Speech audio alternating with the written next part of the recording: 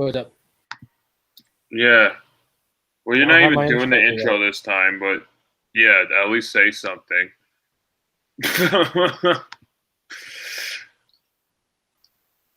All right, I guess we're live. All right, so 3, 2, 1. Welcome to BatYard's Finest, bringing you the finest of pop culture. I am Josh from Metropolis, and today I have my co-host, as always. We'll go in order.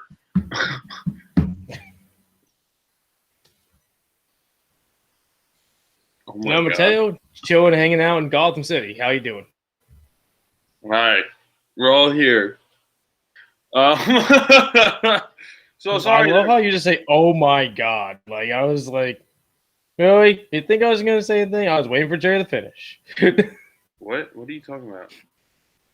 He just said, "Oh my God," before he said my name. All right, I don't know. I don't really know what you're talking about, but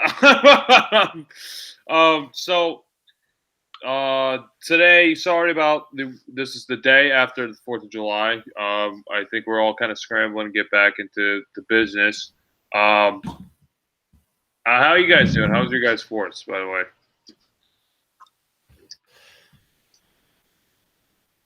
Oh, that doesn't sound like a great highlight. Did you see it happen?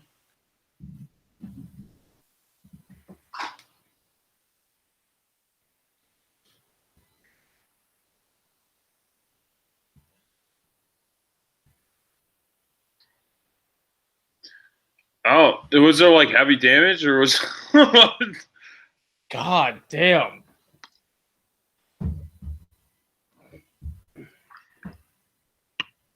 Yeah, that's wild.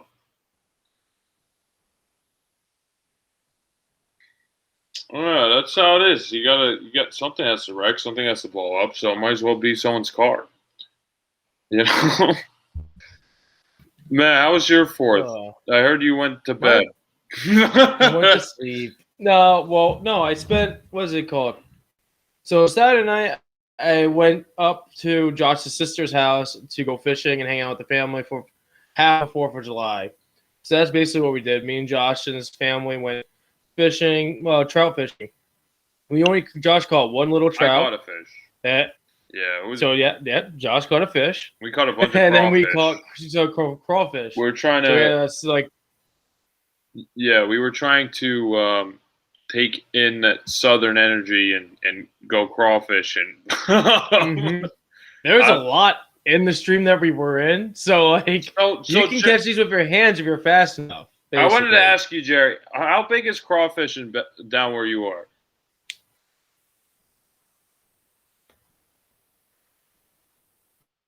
Holy shit! Yeah. That's a lot bigger than the ones in New York. Yeah, we're getting crawdads like that big. Yeah, I mean, like the biggest we probably got was that.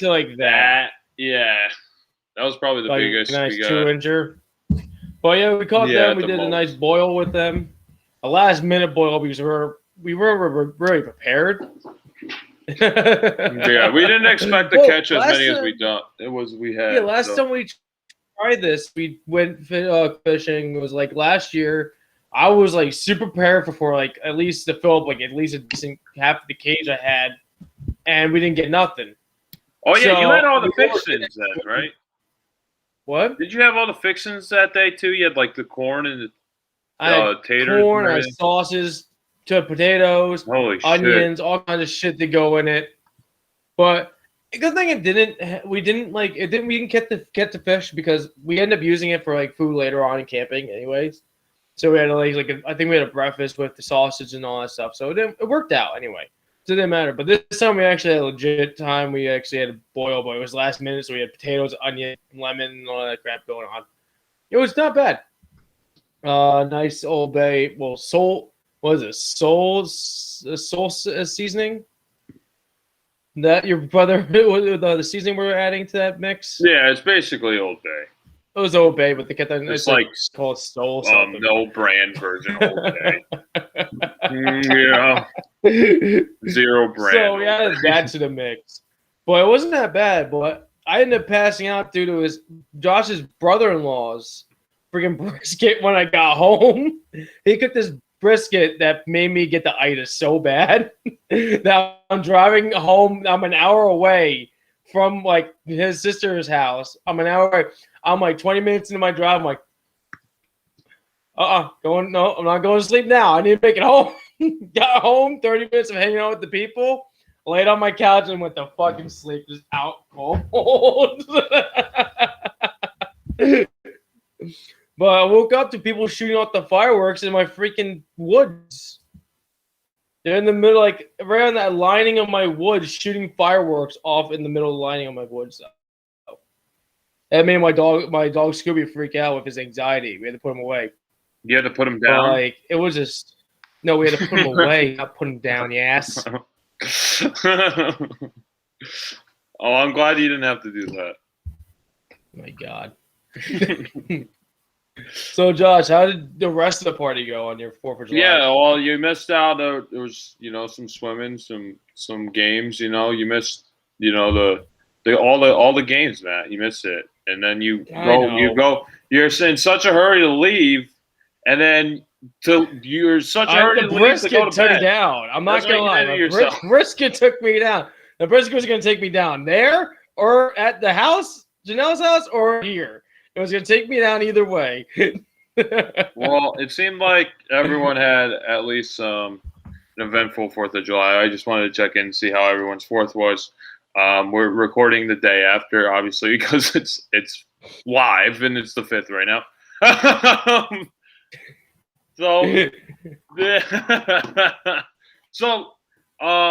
Do you guys have any BSBS? This is a segment of the show where we talk about BSBS, which stands for, bullshit, Batman, Superman, or any DC news or any news whatsoever, anything that comes to mind. We can't hear Jerry. I'm trying to think if I have any news. Jerry again. Oh, wait. Can you guys hear me? Can you hear him now? For some reason we couldn't hear Jerry. T-Pillow. Can you hear Jerry me now? Can you guys hear me? Uh-oh. We might be having technical difficulties again. We always have some. Oh, no. It's the beauty of the show. At least it's in the beginning, so we're catching up. Okay. She said yes, I can. It's better. All right, good. Really, the only BS I have is that Magic the Gathering is doing a collab with Dungeons and Dragons next week, and they're going to be printing a lot of Dungeons and Dragon cards in Magic the Gathering format, which is going to be pretty cool, I guess.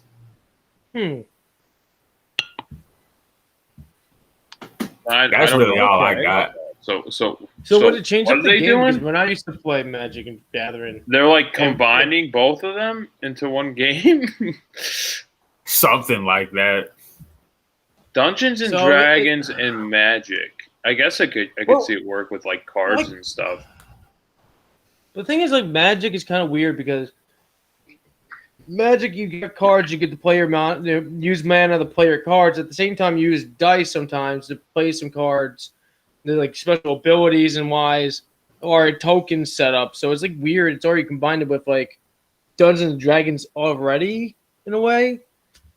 But like, it's kind of gonna be kind of neat. Wise is it gonna be like the way you play? It's like gonna follow a storyline of using your cards or something. I think they're just taking like other Dungeons and Dragons aspects and just turning them into cards.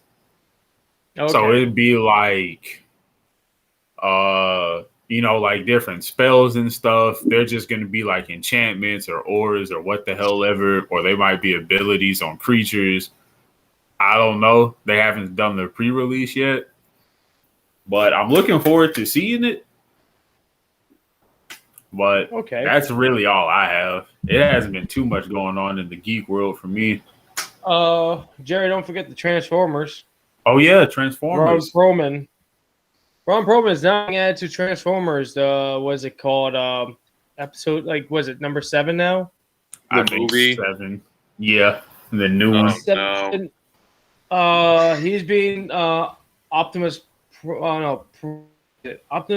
His cousin. He's Optimus Prime's dad.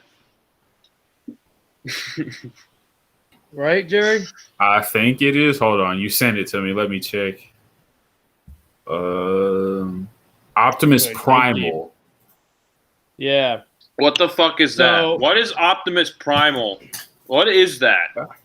It's Harambe as a Transformer. Are you serious? Yes. That's awesome. Wait, is it an actual gorilla transformer? It's actually It's an actual gorilla. All right, I need to see this. Oh, that's where the primal comes from? Oh, okay, now I get it. You got Dinobots, gonna have Primal. What are you gonna do? Is it like his pet? Is it Optimus Prime's pet? No. I don't think so. I think it's like whatever version of Optimus they're finna go with now. Oh my god. Yeah, he has like a new form, so that's gonna be the thing. This? All right, I'm seeing like. All right, I gotta see what the. I gotta show people what the hell this is. Okay, so we're gonna see us for a while. Okay, here we are. Okay, is this what the fuck? Is this it? Yeah, that's it. Yep. So it's a gorilla with rockets, or is it this thing? Or is it this? It's toy? both. Like, what is it? Or is it both. this?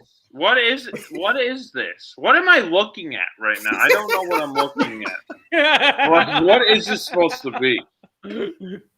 It's Harambe if he could transform into a mech. Yes. Oh no! Now I'm like going down the rabbit hole. I can't even look at this anymore. Let's see it. Okay, while Josh is having a flip out, we'll go back to our non-sponsored but sponsored. What is it? Dr. Squatch. Ed now brings out candles. I had this lit before I was filming, but I realized there's a popping sound from the wooden wick that they have inside instead of having. Oh, don't light it while you're recording. I guess that's the sponsor. So yeah, it does like a little popping noise. So I had to end it. So I had to put it out for now. I actually just got the soap not too long ago, and it's great. Did you? It's really nice. Nice. What soap did you get? I don't know. I got the Father's Day pack, and it just came with like everything. I'm not a dad, but I just got it for myself. So it came with like a bunch of soaps, the toothpaste, the cologne, and the deodorant, which I use all the time. I might actually have the deodorant somewhere. How do you like it? The deodorant's great. It's actually really nice. The soap it feels very nice on the skin. You know, it's has like kind of like, I don't know, like grains or something in it. It almost feels like a soft sandpaper. So like I feel like I'm getting all that grit and grime off me if I'm like after a hard day's work or whatever. So it's nice. It's nice. But we are not sponsored by them. I wish not yet. Not yet. That's why I said non-sponsored sponsorship. Yeah. So we're not. This is not sponsored, but.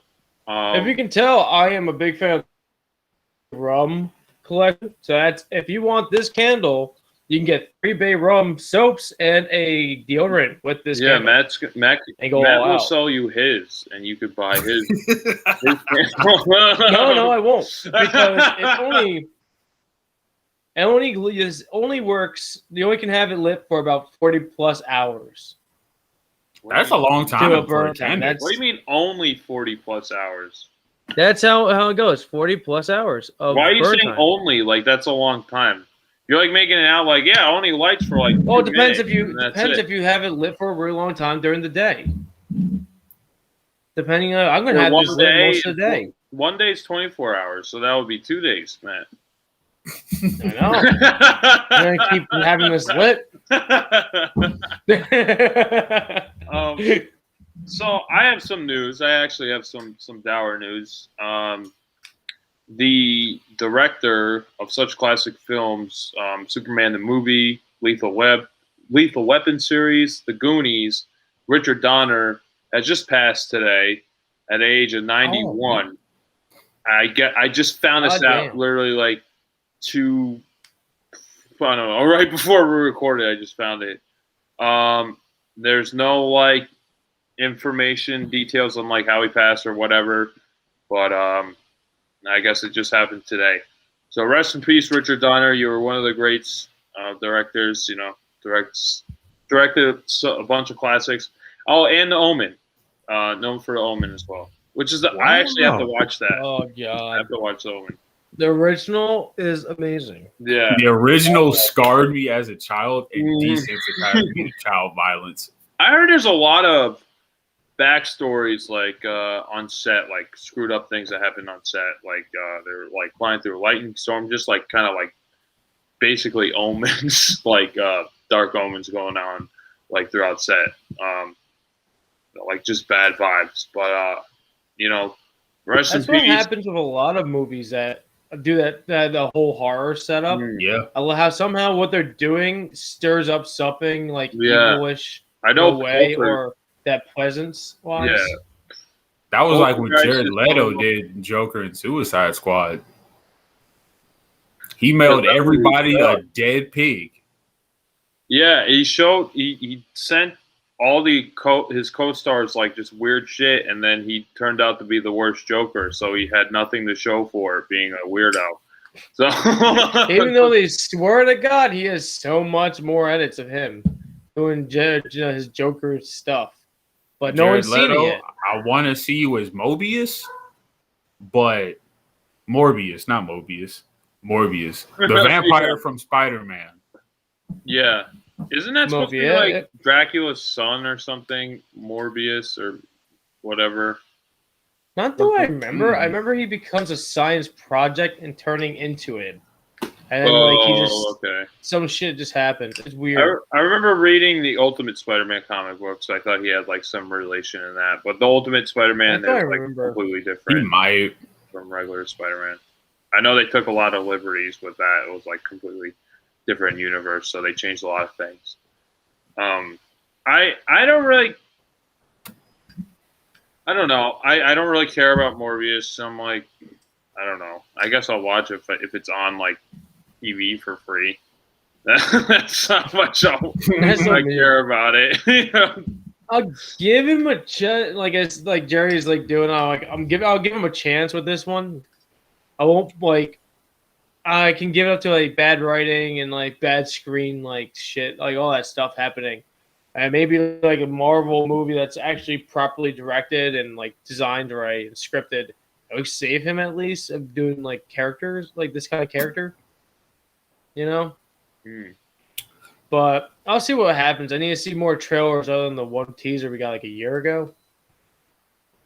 Right? Yeah, Has it that's been a all year I've now? seen. It's just a teaser, just like literally like an image, like of him like looking over his shoulder. And that's all. That's all. I Oh, know. there's an image, like there's a teaser video of him like walking down like an alleyway or something like that. Yeah, I think And there's there's a a bunch of, like, trailer weird-ass- for it somewhere.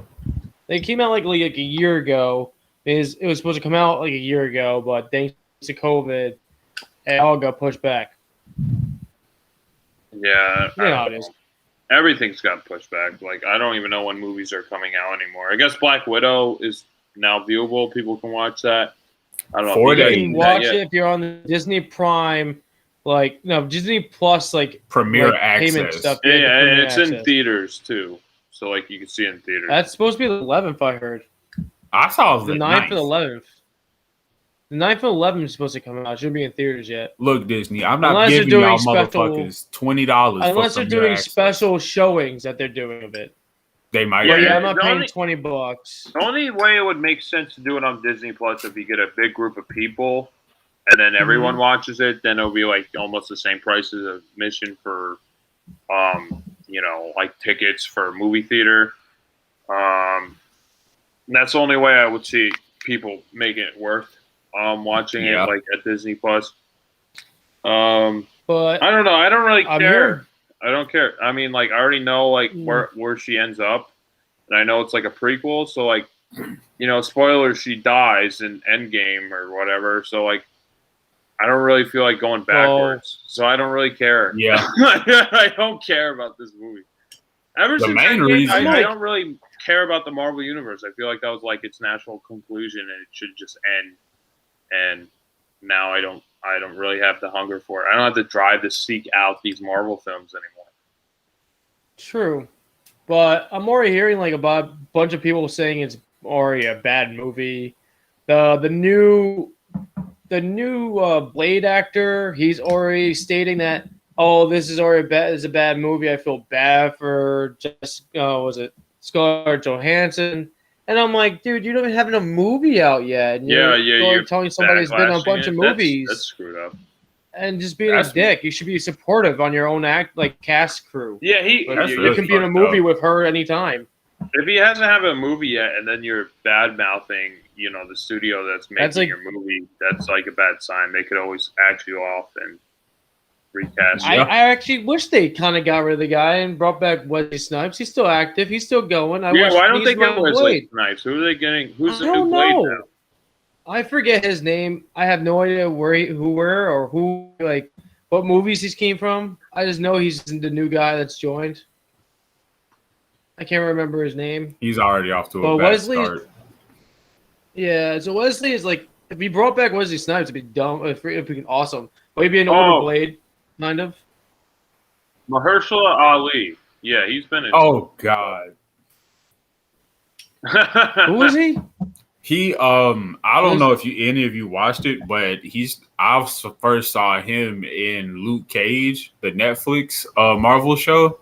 Oh, I heard that was pretty good. Oh, it was. He's the guy that's unstoppable, right? Like he's the villain in the second season. Maybe. Because I'm kind of bringing back his face to me with that Luke Cage stuff. His name was Cottonmouth. He was Uncle Aaron in Spider-Verse. Well, he was. Yeah, he was a voice actor, yeah. He's in some good stuff. All right, I'm not mad at that. Yeah, he's Uncle Aaron. I guess he was in that Predators movie, which was... Predators? Predators, 2010. I don't think I've seen this.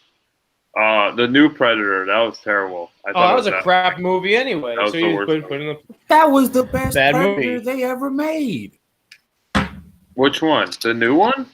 I'd rather watch Predators. The new one was terrible. I thought it was awful. Perfect.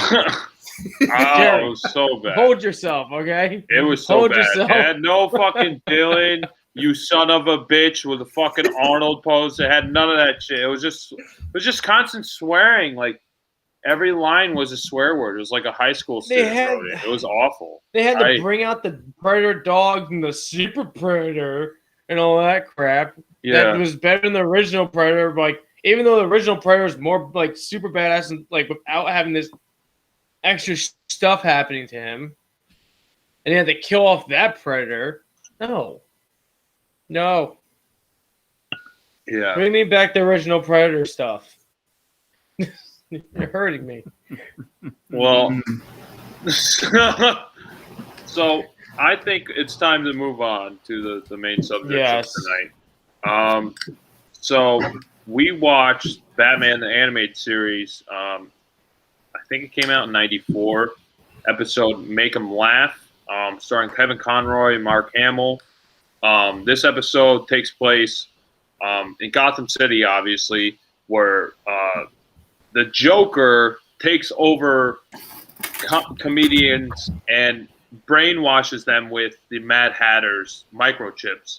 And since they gave him a bad rap and said, "Oh, you stink" in a comedy show like a year prior to him becoming the Joker, he wants to take revenge on all these these comedians, and he puts these microchips on them, and then they become the Condiment King, Rat Pack, and Mighty Mom. So it's up to Batman to decipher who's taking over these comedians and brainwashing them and becoming these god-awful villains. So how did you guys think of Make 'Em Laugh, Batman Animated Series? You want to take this one, Chris, or do you want me to take it? Doesn't matter to me. This is the debut of Condiment King, by the way. If they would have given me a whole episode of Condiment King, that was great. I've never seen a villain have the high life, like stuck in fear of give me the money or you're gonna get a face full of ketchup and mustard. Yeah. Mm-hmm. Yeah, no one But takes it- him seriously, yes. quite seriously at all, until he shoots the hostess in the face with mustard. But I like that episode a lot because it really goes back and shows the Joker will do things to be an asshole for the sake of being an asshole. Yeah, exactly. He was just salty as hell, man. He was salty. really pissed off. They didn't let him do his routine. Well, he was his too joke. late for the thing. He wasn't. He didn't sign up. Yeah. He didn't sign up. He didn't sign up. You're not allowed to do the contest. Don't you follow the freaking The rules? contest already he does not happens, follow and they're the rules. trying to select like who won as Gotham's So he's greatest comedian. selecting And who then he won. shows up like, "Oh, hey, I got Yeah. one last act to do." Like, no, man, Yeah. get the cane, Nah, pull him. Oh, I forget his who like his persona was before, but like he was like definitely heavier set. You know, it was Joker prior of Joker, and then like Batman But the thing is, I don't even know if that's even Joker prior Joker. Huh? That's the thing. I don't know if it's Joker prior Joker. I feel like it's like Joker. Just I think it's like Robin and Robin and Alfred. Robin and Alfred. Alfred. Freaking, they tape every year's comic show. I think it was like last year, the year or two ago, show, and like I would say like it was probably like him still as Joker, but him in disguise because that's what happens later in the episode. I didn't know He just- Batman he had just- Photoshop back then either. Neither. Yeah, that's pretty. I neat. know, right? The 90s. Well, like it's like almost like that show is like in a weird time period. It's almost like a time that's lost because it's like the 40s meets like modern like 90s at the same time. Like it's almost like it seems like it's more like noir than anything. It doesn't really seem like it even takes place in the 90s. I would say more like the 1940s if it just kind of kept progressing. It's like a weird timeline. And he has computers. Has computers. It's just this episode. No, like Jerry said, this is a good episode. But like, yeah, I'll take the whole thing of freaking Condiment King with this. I'll say my second favorite would have been like Pack Rat if he actually like did actually took money and stuff and like did things. He had a gun, but he didn't shoot at the people properly. He went around them. He outlined it everybody. He just so he wanted didn't to kill shoot nobody. He wanted to make it just junk. Stupid shit. Yeah, he wanted junk. He shot the telephone when Alfred was calling Batman, going like, "Oh, someone's robbing the store. Come help me," And then you think Alfred's gonna get the axe and get shot up by the machine gun, and then that's when Rat Pack like shoots around him, like Matt was saying, and it completely destroys the payphone. And then that's when he wants it. He wants it when it becomes junk. Like it's his MO. He runs up to the lady. Get junk. Give me all of the useless items. Keep the money and jewelry. Give me the pocket lint.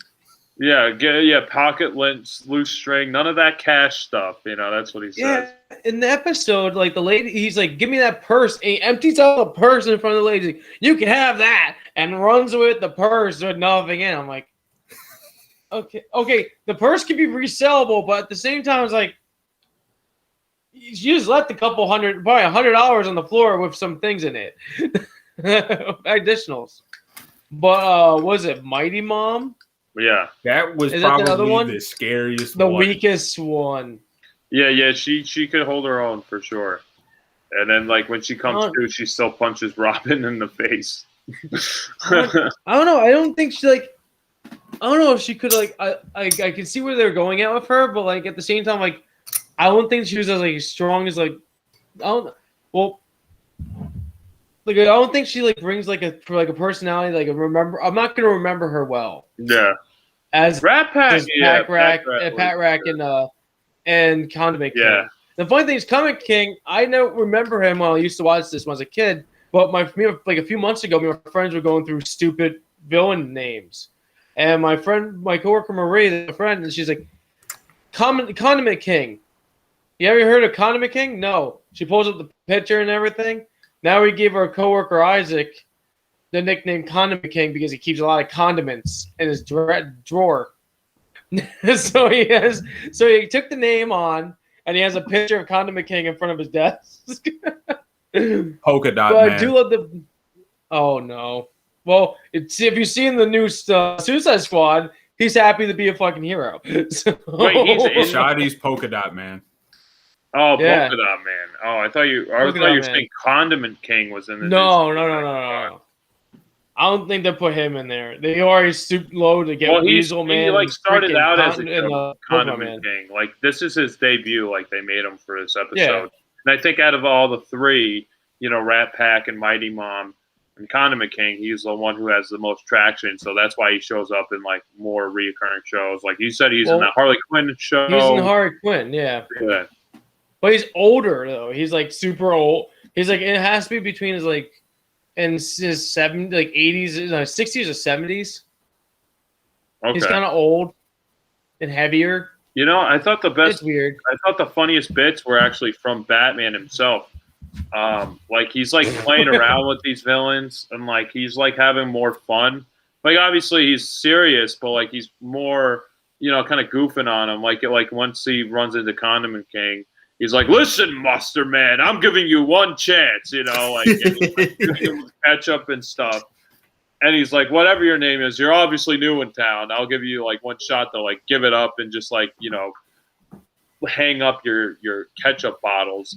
And that's when Condiment King like he slips on the ketchup. He's making this whole announcement. He falls onto the police cruiser, which is like 2 stories up, and that's actually pretty brutal. I thought he died. Yeah, that was pretty high up. I thought he died. I thought he just Batman just let him die. I'm like, it's shit. super brutal because like it's like the ketchup and the mustard. The ketchup makes it look like it's blood, and he's like on top of the police cruiser. It's like holy shit. But he didn't die. I don't think they would do that in this show. But it does look pretty gruesome, like with the ketchup and everything. And then like with Rat Pack, like him and Robin are like smiling at each other, like, "Oh, look at this asshole." And then like they just like they're just toying around with him the whole time. And I thought that was like the best bits, like the little subtle things that Batman was doing. And right after, I thought this was a really cool transition. Right after he subdues Rat Pack, Pack Rat. I want to say Rat Pack. Pack Rat, his cape like blows into the camera shot, and then it transitions to the Bat car driving into the cave. And I thought that was really neat, like how they like did that transition. I thought that was really cool. But yeah, it turns out it's all the Joker like stealing the technology from the Mad Hatter, and he's putting these microchips on their necks. And they first obviously go to the Mad Hatter. They think it's him. And then they go through their detective work, and like Matt was saying, they tape every comedy act each year, and it turns out to be Joker. I think it's the Joker prior to him being the Joker. I don't think it's just Joker I don't makeup. know, man. It's weird because that means they're tying in the Killing Joke storyline in a way, how he's a broke down comedian in that one, and all that stuff, but he doesn't have a family in that point. They don't know there's a family in this. Wait, what are you it's talking weird. about? Wait, what are you talking about? If that is a prior story, like a prior life to Joker, then they're taking something of like how in the Killing Joke, how he was a deadbeat comedian, trying to make it big, but he doesn't have a family, but that we know of in this series. He could. You could kind of like add that in. He could have had it, but at the same time, Joker really doesn't know where his past is because he has so many reboots, so he just has so many things. Nobody knows what his real past is, wise. So that's the one thing that's confusing about that character. And he knows, including, he doesn't really remember his full past anyway. So, like, how does he really remember this guy? How does he know to be that guy and go to comedian and go and tackle these comedians? He had to be him at the comedy show, just being an ass and trying to see if he can just win and steal it. I don't know. I wouldn't say like the Joker forgot his past. I think he knows, but he just wants to play around with people and have people like think he's a mystery. Like he knows everything, but he doesn't want to reveal that. I don't know. I mean, and plus they show his past in the Mask of the Phantasm of this universe in the movie. Like he's like basically a goon, like a gang member at that point. But I was kind of like thinking this is like him prior to becoming a gang member. He's like a failed comedian. He's like, all right, how do I make we have to compare those scenes together, see if these things add together. Yeah. Does that character look like that character? They don't, but he could have just like gotten a haircut or something. I mean, they both look like the Joker. So they both look like bums. So yeah, I don't know. I don't think it's the Joker. It's the most confusing character. Because if it's the Joker in makeup, he might as well go out like he did when he took over the show. He might as well just gone like, I'm the fucking Joker. Give me the medal. Why would he allow them to drag him off stage with like one of those like canes? You know, if he's a Joker, at that point he looks like just a schlub. I think he was just kind of getting his but like the thing is, Joker likes to play those games. Yeah, but he wouldn't allow them to drag him off stage. He would like blow him up or shoot him in the face and go like, all right, I'm taking over this show. Give me that trophy. Yeah, he would start throwing around laughing gas, making people just choke to death. I would say he would have more of an elaborate plan if he was the Joker persona at that point in time, like the year prior. I feel like yes, he probably would do that, but at the same time, Joker does have his little twists and turns. Yeah, but why would he wait like a year? He might as well just do it then. I don't know. COVID. What? He did in the 90s from the IRS one time. Don't forget. Yeah. Well, that was when he was after he was a Joker. I don't know. I think it's like him prior to becoming the Joker. I think it makes it more interesting if it's like a little glimpse of his past. He's like, oh, he's getting revenge for something that happened in his past for not getting the comedy prize trophy, being the king of comedy per se of Gotham. I don't know. I don't think it really makes. I mean, I guess he could make it like it's Joker in makeup, but I think if it was Joker in makeup, he would just like throw a laughing gas bomb at everyone, just taking a trophy or done something more clever than him just actually doing an act and then getting dragged off stage. You know. What do you think, Jerry? What is your conclusion? Because we heard what Matt thinks, we heard what I think. What do you think? I think the Joker woke up and chose violence. Oh, yes, I agree. God damn it. That doesn't answer anything. He just woke up on a fine Saturday morning and said, you know what? I remember those assholes that didn't give me a chance to perform stand up on stage. I'm going to fuck their lives up. And I'm going to choose violence today. He had his bowl of cereal. He had his Looney Tunes and his footy pajamas. And he chose violence. Yeah, I guess. Sure. I guess I'll have to ask like Paul Dini or Bruce Timm to figure out if it was him prior. I like to think it is. I think it makes it more interesting. Because if he was a Joker then, he would just fucking be the Joker and blow up everyone. Why would he just let them make him look like a shmup then? It doesn't make any sense. Answer me, Matt. Thing is, like, I don't know. This weird. The Joker is weird. I would like to say, yeah, he would like to blow them up. At the same time, he has these weird ideas that he has, like, to take a bit and do his own thing. He would never let anyone outstage him. That's the whole Joker persona. So, like, he would not allow. I know, but this is a concert. This is a competition once a year, so he has to wait a year to get back at him on live action television right up front. I don't buy Screw it. Up everything. I don't buy it. He chose violence on a random day. I don't buy it. I don't think he would ever let anyone outstage him. He doesn't even let Batman do it. He's always has to be the center of attention. Why would he let someone drag him off stage? He's a fucking Joker. He thinks he's bigger than the big, you know? I don't know. Well, anyway, so what do you guys final thoughts? What do you guys think of this episode as a whole? I think this was a really great episode at not showing just how much of an asshole that we forget the Joker can be on a random whim, but also kind of how funny he can be in and how he can go about a plan to get revenge and just inflict non-lethal hostility on people. Mm-hmm. Because Condiment King, he ran those people's dry cleaning bills up. That was a fact of life. Yeah. Rat Pack, he said, keep all the valuable stuff, give me your junk. That makes no sense, and that's crazy. It's awesome. Mighty Mom, she was gonna make Robin clean dishes, and if he gave her any kind of sass, she was gonna make him eat fucking blended liver. Yeah. I gotta say, with Mighty Mom, I know like there's a little tidbit like in the Fairly Odd Parents, I guess like when his parents become like, I think it's like something dad, and I know his mom becomes Mighty Mom. I was like, oh, this is from Mighty Mom came out first in Batman animated series.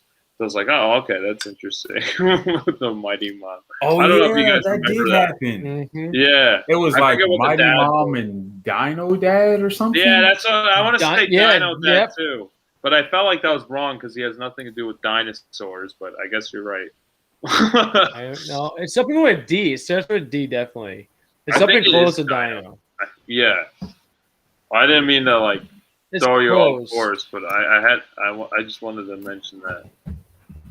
Well, I'm with Jerry where everything's good, but I think the thing that sold me more in this episode is how he just ruined some man's throat with a hot sauce packet. The Condiment King. He's like, there's the hot sauce, pop. And the guy just automatically just collapses on a table from the hot sauce. The Condiment King was really out here catching bodies. Yeah.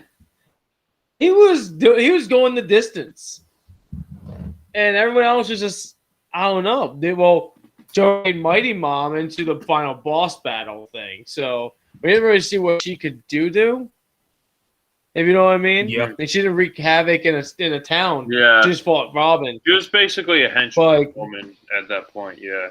Yeah. But like Rat Pack, I still think if Rat Pack actually set his eyes on the prize and use that mini Uzi for actual murder, I think we're having a problem with Rat Pack. I think we have a real problem. Yeah, he actually had lethal weapons, so like he could actually murder people if he wanted to.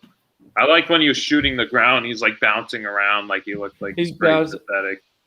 Including he didn't give up at the end either. He Condiment King didn't really go up. He just gave his speech and he slipped and he fell off.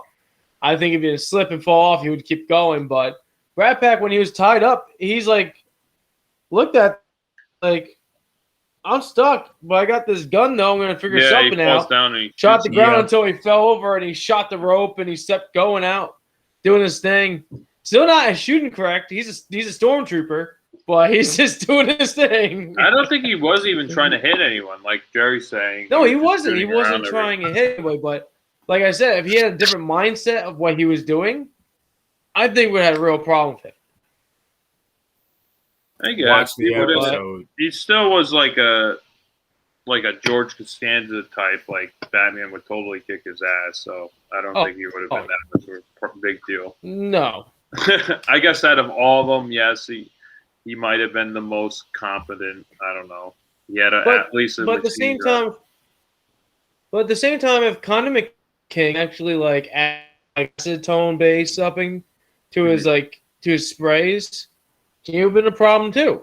Yeah. There's a lot of things these two characters actually would have a problem to. And actually change up anything that he's set up wise. But they're like Josh saying, like this show, it's their comedians that just get mind controlled by Joker and just doing their thing. If Condiment King would have had tequila with his hot sauce, he would have been dangerous. Not only are you blind, you're drunk as fucking hell. Just stumbling all over the place. Well, that guy went down in one shot from that freaking hot sauce. That could have been it. If he was drunk, he would have been, oh, Jesus, and broke a fucking arm. But if I was going to rate this episode, I'll give it like an 8. Yeah, I'm with you there. I'll give it a decent 8. I'd give it a smooth 9 for Pack Rat.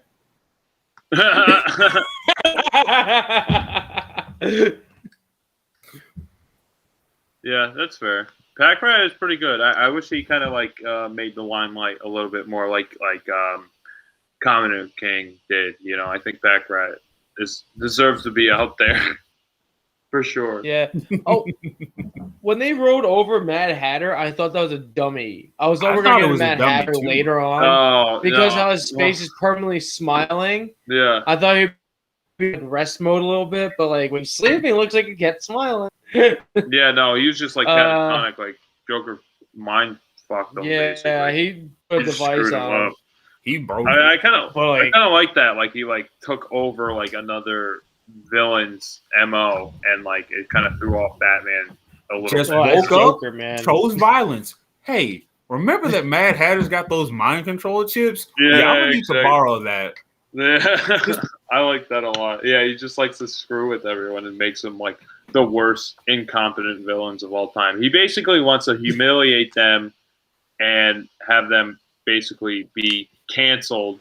The cancel culture of 1994 was mind controlling people and making them into Condiment King and Mighty Mom and Rat Pack or Pack Rat. I want to say Rat Pack. Yeah.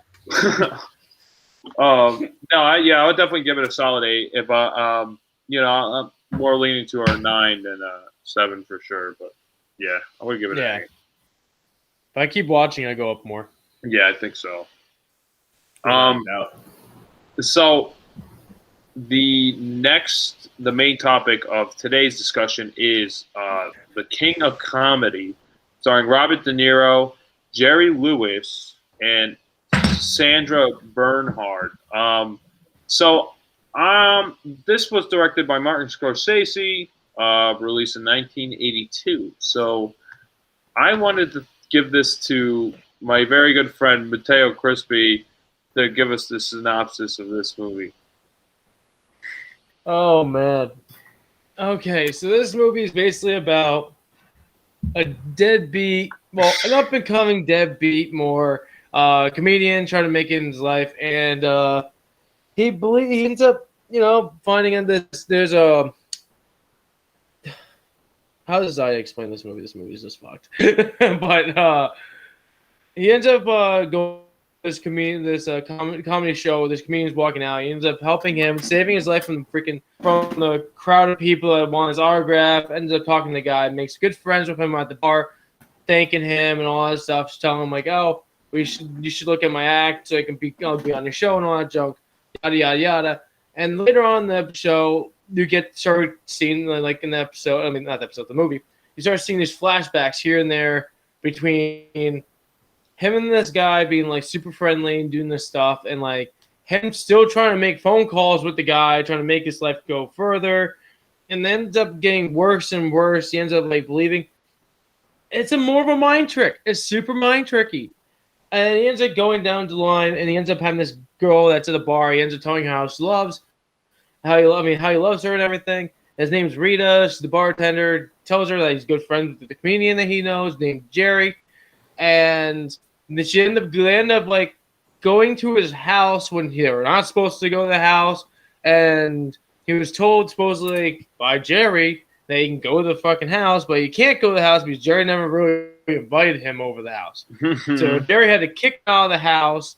But this guy's not understanding that still not understanding 100% that Jerry is not his friend. He just thanked him for just getting him out of that situation, and he maybe will look into it more. That's all he really gave him. Down the lineup, need Rupert. Well, the main character's name is Rupert Pupkin. No, Pupkin. Pupkin? Pupkin. Pumpkin. Pumpkin. He has to sit. We're just doing right there. He has to tell everybody in the movie how to pronounce his freaking last name. Yeah. And he ends up going down the line, finally figuring out that Jerry's not a real friend, kidnaps Jerry with this other girl you meet slightly in the beginning of the movie that is another crazy psychopathic woman that wants to be in love with Jerry and be married to him and perform jokes with him. And they have him at gunpoint. Robert Pupkin, Pumpkin, whatever his name is going through his whole thing, gets to get Jerry to call his agency, call his agency, get him on live TV at 7 o'clock to be aired at 11 o'clock, and gets arrested after performing his act, and before he gets arrested, he shows it to his girl that he's in love with at the bar, then gets arrested, and later on makes actually more money and gets famous after he gets arrested for doing what he did by kidnapping that Jerry guy. Yeah, he gets famous from writing books and going on tours as a comedian later on. So I think he got a good outcome of being like a criminal wise than actually trying to be keep going with his comedy career. Yeah. So Matt just basically gave us the whole movie, but with the flashbacks, there aren't really flashbacks. He's like more Rupert Pupkin. Delusions. It's more delusions. Like he's an unreliable narrator. This is like his fantasies. This is what he wants to become real. Like he's actively playing these scenarios out in his head. So like once he thinks his delusions become reality, he's prepared and ready for this outcome to happen. So like with Jerry Langford, who's played by the comedian Jerry Lewis from 1950s fame, from the Rat Pack with Dean Martin, and also the original Nutty Professor. He plays Jerry Langford, who is like a head of a comedy show in the 1980s, basically kind of like almost like a talk show, but like it's more like a comedy show. Jerry, I was thinking, like Matt was saying, they mention your name a lot in this movie. What do you what were your initial thoughts of this film? This was the most awkward movie I have ever watched. I'm 5 minutes in and they're screaming, Jerry. I'm like, hold the fuck on. Why are they screaming my name? And who are these women saying that they love me? And then it just gets progressively worse as it goes. Jerry, Rupert Pupkin. Hey, Jerry, we talked before. Dude, hold on. Hold the fuck on. And then when he fucking gets kidnapped, he's like, Jerry, can I have a breath mint, Jerry? I'm like, no, you can't. Yeah. Yeah, it's like taking his gum or something out of his pocket. And then the fucking crazy bitch, she's just like, you know what, Jerry? I want to do something. I want to get wild. I want to have fun. My doctor says I can't ever have fun because I get crazy. But you know what? We're going to have fun, Jerry. Good old-fashioned American fun. I'm like, hold on. You are a rapist. Get away. Yeah. It took me over 10 hours to watch this movie because of how awkward I felt. Oh, my God. I thought my anxiety was up to here. Watching this movie. Okay. Yeah, I loved it. Don't get me wrong, but it's just like okay. The part when that happened, that whole rapey scene. How is this movie a PG movie? Well, this is 1982, not 83. This is prior to the PG-13 rating, which was dealt by Steven Spielberg after Temple of Doom and I think Gremlins. I think that was the reason for the PG-13 rating. Even so, this almost feels like a rated R film. Under my pillow in case somebody broke in my house talking about Jerry, I love you. Oh my God! Yeah, she was almost girlfriend. She was almost worse than Rupert Pupkin. She was almost worse, but I think Rupert was worse because he kind of hid his inner like craziness, like he was like more sly, like he more under the radar. Like those people who are crazy, and you obviously know they're crazy. Like you could smell them from a mile away, and that's what her character was. With Rupert Pupkin, like he was like playing these scenarios out like in his head, like he had every line basically rehearsed. Probably with that, like when he actually met Jerry Langford in his limo, he's like, "Oh, can you give me a deal? I'm a active comedian, like I want to be on the show." He probably played that in his head 5,000 times, basically in his room. Like he has cut out cardboards of Jerry Langford and like other guests on the show. My God. And he's Dude like actually reminded me talking of to an incel. He's living in his mom's basement, and he's like, Yeah, "Shut up, mom! that's I'm so having funny. a conversation." I Dude, love no, that stuff. is your mom. I I really I wish loved it. Jerry Lewis would have called the police and had him arrested for trespassing and breaking and entering. Yeah, no, he definitely should have. The Well, movie he would did. cut He short got if he arrested did. at the end of the movie for kidnapping. Well, that's too late. That was too late. It was too late. That was He should too have late called for him that when he brought because his he could have got girlfriend arrested for over trespassing. his Rita. Rita, And his I've- girlfriend he wants, basically. I felt really bad for Well, Rita because you could tell she really didn't want anything to do with him, but he just kept egging her on like, "Oh, you know, I got this autograph book. I know Jerry Langford. Hey, do you know Jerry Langford? He's a really stand-up guy. Let me tell you something." And he just, And, like, he acts like I he love knows Robert De him Niro personally. as an actor, but that monotone he kept using, I'm like, God, I want to Well, his choke you. voice changed. His voice changed at the end of the movie when he kidnapped him. Yeah. I He think that was kidnapped more him. of He his went to a real different persona voice. at that point. Like, that was his And real then- voice. Like, he was using an act. Then once he went, the whole movie. yeah. Then he went back to like him being himself again. Well, Robert, he's back to that voice again. He's like, what the fuck? Okay, Yeah, whatever. it's like him. Like, I think it's like him doing the act the whole time, and then like his real persona finally comes out when he does like these sick deeds, like out in the open, like he's showing his real colors, and then he kind of reels it back in and becomes the We lost comedian everybody on the call. that We're he gonna wants fix this. to soon. be. I don't know what's happening. Hello, I'm you guys getting hear Christian. me? I guess we're having technical difficulties. I don't know what's happening. But how do I do Hey, Josh. this? Why isn't this working? Had a call. I don't know what's going on. Someone else talk. Just passed to Jay's. Can you hear me, Josh? Hello? Hi. I can't hear anyone. So someone else take it away. Jared, pick it up. Uh-oh.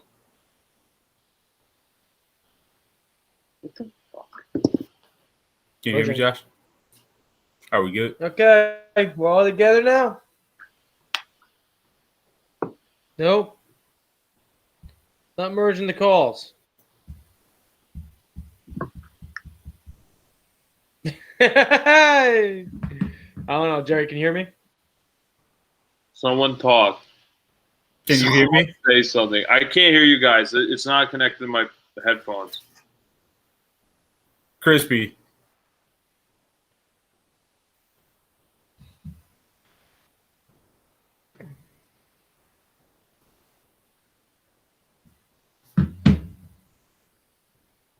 I don't think Crispy can get in.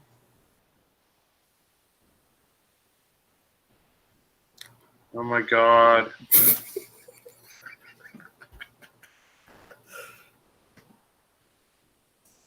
Someone fucking say something because this is terrible. Oh, I'm gonna leave. All right, you guys talk. Bye.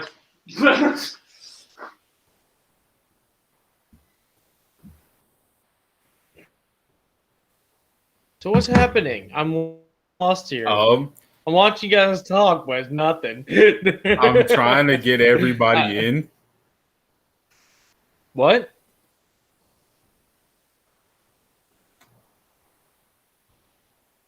I can't hear you now.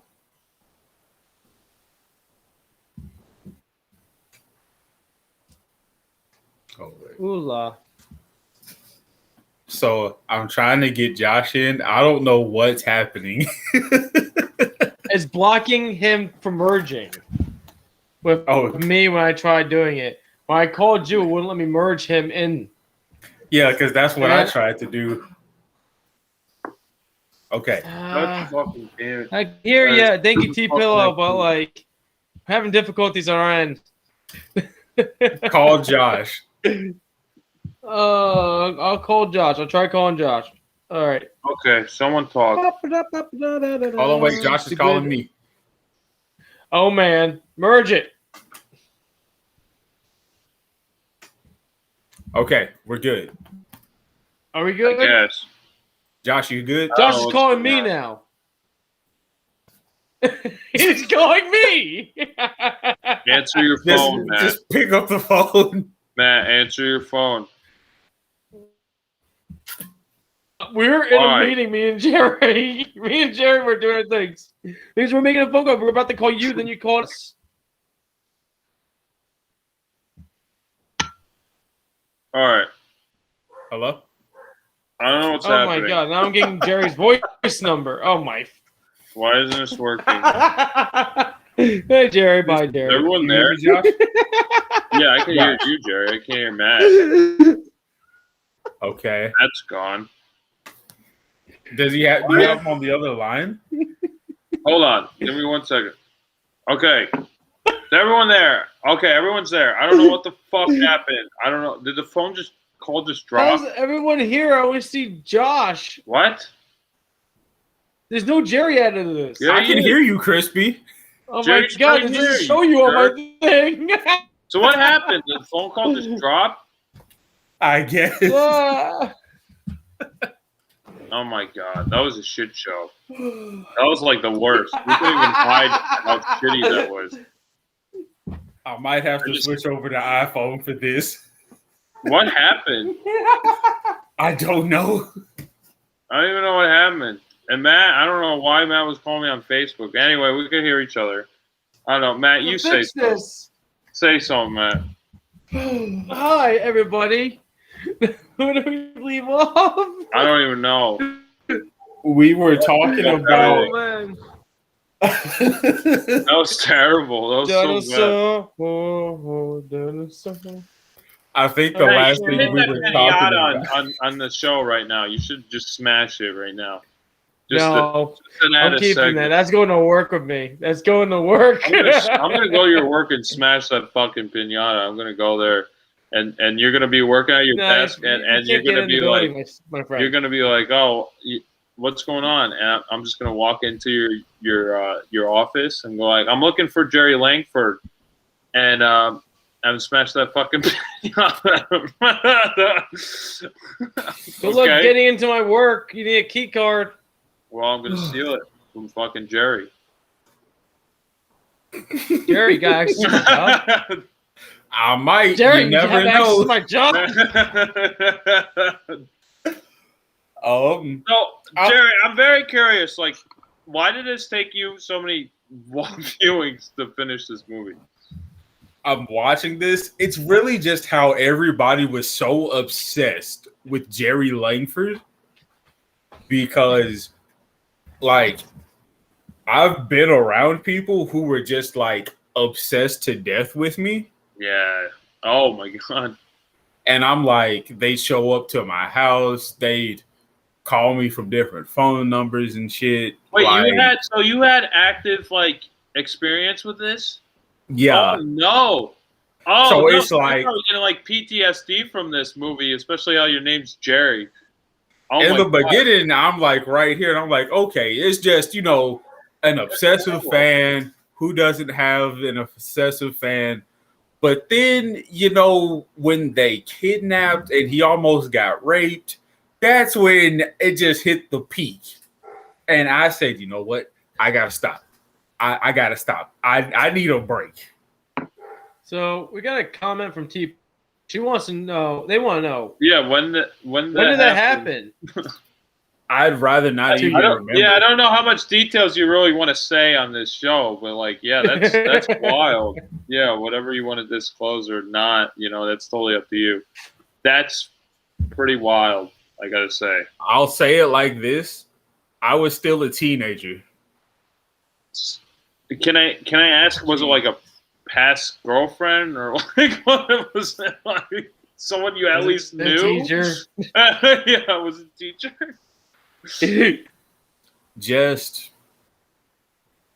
I'd rather not even say because right, I don't blame you. Got I it. don't blame you. You don't Got want it. Got You it. don't want to turn up on any Oh, unturned God. blocks. That's wild. But it's even through all of that, I'm like, God, this I is just lost so good everything. because it still keeps escalating. You think you hit the peak, and then nope, they just take it a further notch up because they have him at gunpoint with an empty gun, and he's like, I've had enough of this shit. And then he just pimp slaps the hell out of the woman about to rape him. I'm like, yes, thank you, God, yes. And it just, oh, Lord, have mercy. Matt, are you still there? Crispy? Well, I can hear Jerry. Matt's Facebook Oh. calling me right now. I don't know why he's Facebook calling me. I think we lost him. Did his phone fucking die? Is that why? He's shaking his head, so no, his phone did not die. Stop calling me on Facebook. I'm not gonna fucking answer you on Facebook. Oh my God, Matt. Hold on. Hold on, let me see if I can get him in. All right, Matt, stop calling me on Facebook. I'm never gonna answer you on Facebook. Stop calling me on Facebook. I got kicked out. What's happening? Stop calling me He's on back. Facebook. Don't call me on What the Facebook. fuck? All right, Literally next in time. the middle of that whole rant, I hear nothing. All right, well, that's fine. Thanks. Next time we're gonna use your phone for the merge call. I think we didn't have any problems last time when you did it. I don't know why. Did not. So yeah. So fucking Jesus Christ. This movie was a lot funnier than I intended it to, than I thought it was gonna be. Like I was actually laughing a lot more than I was expecting. Like I was expecting it to be like more. I'm like with Scorsese films, they're like kind of have little quirks here and there. And, like they have like maybe one line that's kind of funny, but mostly you're like on the edge of your seat. And I was on the edge of my seat the whole time with this movie, but it was a lot. I was finding myself laughing a lot more. It was just like I was laughing more at the awkwardness and like how he was like living in his own fantasies when he's talking to Jerry Lewis, Jerry Langford. And he's basically like having these whole out conversations, these dinner conversations. He's like, no, I can't. I don't want to host your show. He's basically going like on the back and forth. And then he eventually, he accepts like, oh, okay, I'll host your show. Basically, like he's like Jerry is begging him to host the show, which is not reality at all. And that was awesome. I love that stuff. This movie is definitely the inspiration, in other Scorsese films. This, and I would say Taxi Driver, is probably the biggest inspirations for the Joker that came out like a year or two ago. And this movie is endlessly more entertaining and like interesting than that Joker film. I like this film so much more. It was done like 3 decades prior to that film, and I think it doesn't treat the audience as stupid like as that film does. I don't know how you guys feel. I like the Joker film a lot. I think it did I a did good too. shot of, well, I don't think it's bad. I don't we think should save this and talk about it for another one. Because I have a lot of stuff I want to say about it. I'll say this about it.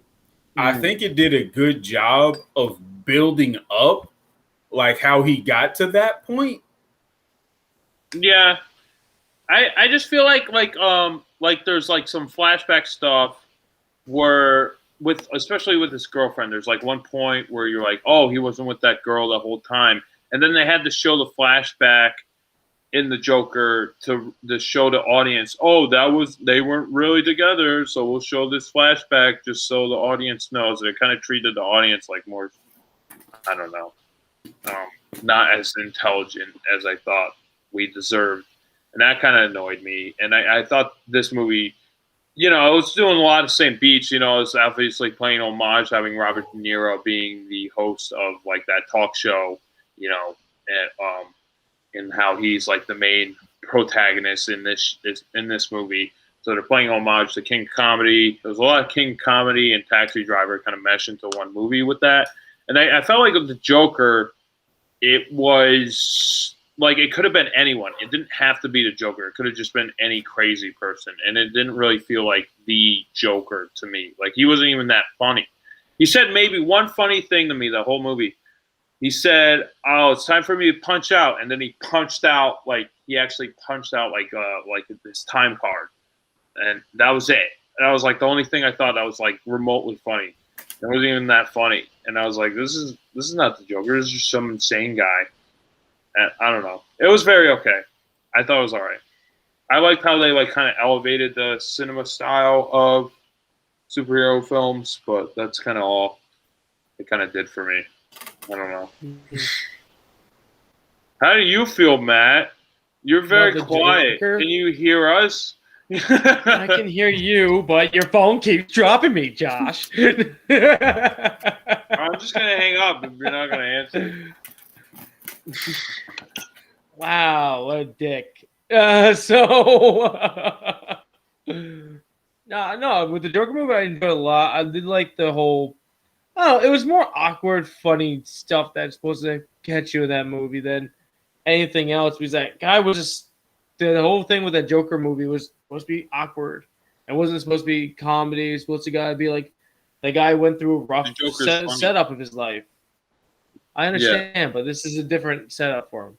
This was boring. That's how I went with it. So I think it went well. I enjoyed it, and you cut me off when I'm trying to get the answer. Joaquin Phoenix was the best part of the whole movie. That's all. That's what I wanted to say.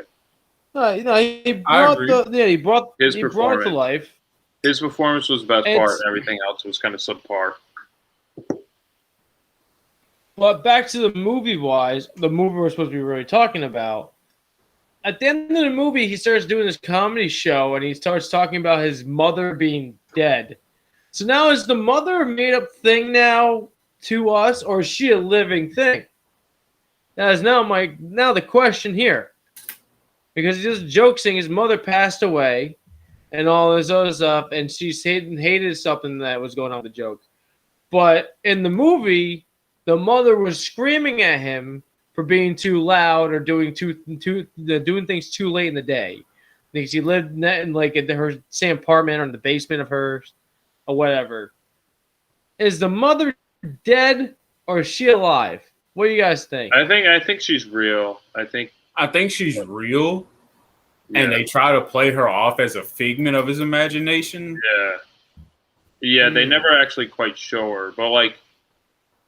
I never even thought of that. I think she's real because, like, why would he want to imagine someone who's nagging him the whole time? But maybe, like, he lost his mother, like, years ago, and it's just, like, a Norman Bates kind of scenario where he's, like, kind of living out his mother's psychology in his own head. But I don't think that's the case. I think she's actually real, and I think it's just him doing a joke because he wants his mom to die, probably, because she keeps nagging him.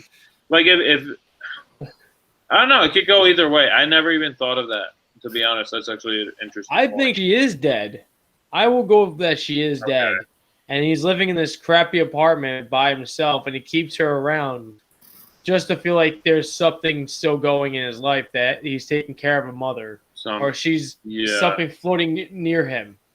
That's interesting. That's a safety net. Yeah, that's very interesting. I wouldn't even thought of that. I think they'll draw him back in the reality. That's his reality snapping, trying to snap him back in play, but he's still trying to avoid the reality.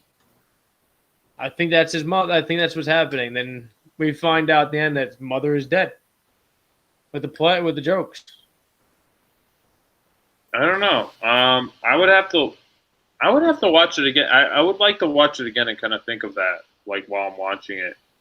I wanted to do more. Every time she snaps in play is whenever he's trying to do the comedy act or when he's talking to himself. And he's talking to himself and he's getting off track of like his lifestyle, like the reality, and the mother comes and interrupts. and sets him back in course. I can see where Crispy's going with it. Yeah, because you can see toward the end, you don't hear her voice like ever again after like the second time. I think. Gone. And so then it's just like, okay, he doesn't have a voice of reason, so he just goes off the rails. I mean, we said it before. He kidnaps me. He leaves me with the psycho bitch that tries to rape me, and he holds me at gunpoint with an empty pistol. And I got to smack a bitch like Wayne Brady. True. He is facts. But another thing is, including... like you don't hear her after that second interruption by her, and when he was getting arrested, when you would think what his mother would do, what would his mother be? Would she be mad at this situation? What would she be doing? Like he's getting arrested and she finds out what happens. Like wouldn't there be a consequence of that? He gives it up. She has to be dead. Yeah, I didn't. Oh shit, I didn't think about that. He gets arrested, and he doesn't even think his mother's gonna be mad. I know my family's gonna be mad if I ever got arrested for something. Yeah, I don't something think he as cares stupid as really this. what his mother thinks. I think it can go either way. Like, I mean, if he gets arrested, I don't think he's like, say she's alive. I don't think he's actively taking care of her. Like, if he got arrested, I don't think she would be. It would hinder her life. I don't think she would die because he's not in her life, because he seems more of a hindrance on her life than the other way around, because he seems like he's kind of mooching off her, living in her basement. I don't know. I find it more funny if she's alive, because then if she isn't alive, then he's paying for the apartment. I think it's funnier if he's not paying for the apartment. He's just living off his his mom's resources. I don't know. It's an interesting point that you bring up, though. I don't think he really cares about how anyone feels about him, as long as he's famous. And it kind of shows how shitty the limelight is, because like he gets exactly what he wants at the end of the movie. Like he gets the limelight after he hijacks the show. Basically, he spends a few years in jail, and then he becomes the biggest comedy. He gets a 6-year sentence, but he gets out in 2 years and 9 months. Yeah, because of good behavior. He's basically acting like he becomes like the biggest comedy act when he comes out of jail, because he like hijacked the show and everyone's anticipating it, and it shows like how shitty like the human limelight is, because like we always bring up these monstrous people because they have these outlandish, like over the top personalities, and like that stupid Catch Me Outside. How about that chick who didn't do anything positive to society? She has done nothing of worth, but like 16-year-old girls was like, oh, she don't give a fuck. I'm gonna fucking she's gonna be my role model. I'm gonna imitate her and be. I don't give a fuck. And now she's a fucking millionaire for being a terrible person on Dr. Phil. So it's completely mirrors reality. Like all these monstrous people become famous, and it's pretty fucked up. Yeah, it's kind of like screw up. Like we don't recognize anybody until. A primary one is definitely when they pass away. Then we realize them, and we do fake praise them. And then B, when they go to jail, again, like, what did they do to go to jail? What is this? What's behind their past to make them this way? And all that stuff. It's like we never go to just keep them as is what they actually tried to go for. Then they end up screwing up and going down the line. That's what happens to a lot of things. It's kind of weird. We need to figure our system out better. No, I agree. I completely agree. We always reward. I agree. The most of people. We reward undeserving behavior, like Josh said, and we punish those who are right. Yeah, it's like exactly. It's kind of screwed up, and it makes you think. Like that's why I really enjoy this movie. It makes you think, and it was actually a lot funnier than I thought it was going to be. I was laughing the whole time, just how awkward it No, was. I like know the Jerry whole- had like a different experience with it than I did. I thought it was hilarious. I thought it was really funny, and I like. No, I thought it was funny too. Yeah. Oh, yeah. When it didn't I thought it was involve funny me, and it was enjoying. hilarious. I watched this. I started watching this before Jerry, and I Right. gave Jerry the heads up, saying, "Jerry, you're gonna get your name a lot." I don't know what Josh was thinking. I don't know if I he was didn't thinking that even your make name that was in connection. it. I stated I was like, I don't know, but your name's gonna say a lot. It's gonna say a lot in this movie. And he's like, okay. And then he watched it, and this is what my reaction is. I thought, yeah. Oh man, I liked how it was Jerry Lewis too. It made it kind of more real, like that it was like an already famous, established comedic actor from the past, from the 1950s. And I thought it made it more real and more substantial, and it showed like the kind of like Scorsese likes to film a lot of his movies in New York, like a lot of them, and it like I think he's from New York, New York City. And he always shows like the grittier side of the city. Everyone wants to show the glitz, the glamour of New York City. And I feel like Scorsese is one of the few directors that actually shows the grit of it and like the realism of it, like the underbelly of New York and what it actually is, instead of like, oh, it's Broadway, it's all these show tunes, la da la da da. It's not, he's showing the working people. Yeah, he shows like the interconnecting gears of like what makes the city actually go round, and like most films like this to show the polished version of that, and it's never, that's not the real New York City. And Scorsese's very good at portraying that. Even the polished areas of New York City are still not even as polished as the movies make them. Yeah, it's kind of weird. Yeah, no, I think he makes it like more real. Like that's why I really enjoy make it more his style. That's this weird, scary thing. Yeah, and it makes like I said, this movie makes you think. But I'm Jerry. So how many viewings did it take you to finish this? Like, I think it took me like 4. Oh my god! Oh wow! Okay, I watched this one straight shot. It was. I made it like 50 minutes in the first time. I'm like, okay, I'm getting a little anxious, but I can get past it. And I think it was right to the point where he walked in that man's home and was like, "Oh, don't worry, Jerry's expecting." I'm like, "Hold on, I'm done. I'm done for the night. I can't do this anymore." And then I made it like another 20, and I think it was just 20-minute intervals. And I'm like, no, this is not okay. What he's doing is illegal. Why are they taking this man as a joke? He's coming to his job as a stalker. He's a stalker. Yeah. He's a stalker from the very first frame of the movie, basically. Like, it starts out like he's stalking him, like he's been doing it but he plays it off like he wasn't. They set it up like he wasn't, but like you find out like he was pursuing Jerry throughout like years prior to him actually getting into the limo. And it's just like it makes it like even more gross. Like when you think about it, like it's like he's been pursuing this for so long. I love how he yells at the girl that's crazy, the crazy woman.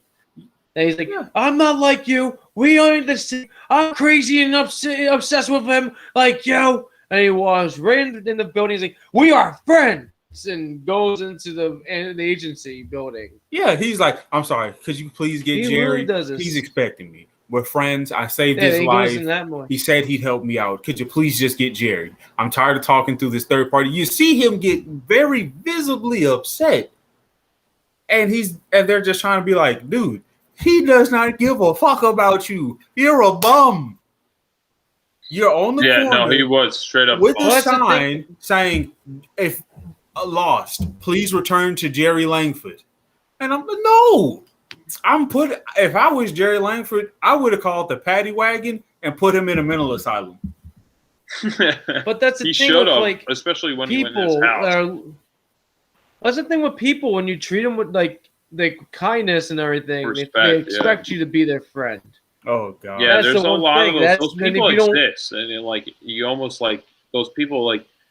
If you're too nice to them, then they like take advantage of you, and it's like you don't want to be shitty person, but almost you have to be to like repel those kind of people. It's like kind of in this case, Jerry didn't have that ability to do it because Rupert was in his freaking car, so he couldn't really just like open the door, kick him out. That just makes him look like an ass on a moving car. Well, in the beginning, it looks like he's once... actively trying to help him out. Like he's like, you know, he gets him in the limo. He like gets the girl off him. Like it looks like he's actually benefiting him. Yeah. So like that's why he's like, all right, I'll give this guy a favor because he kind of did me a favor by getting me out of there, kind of thing.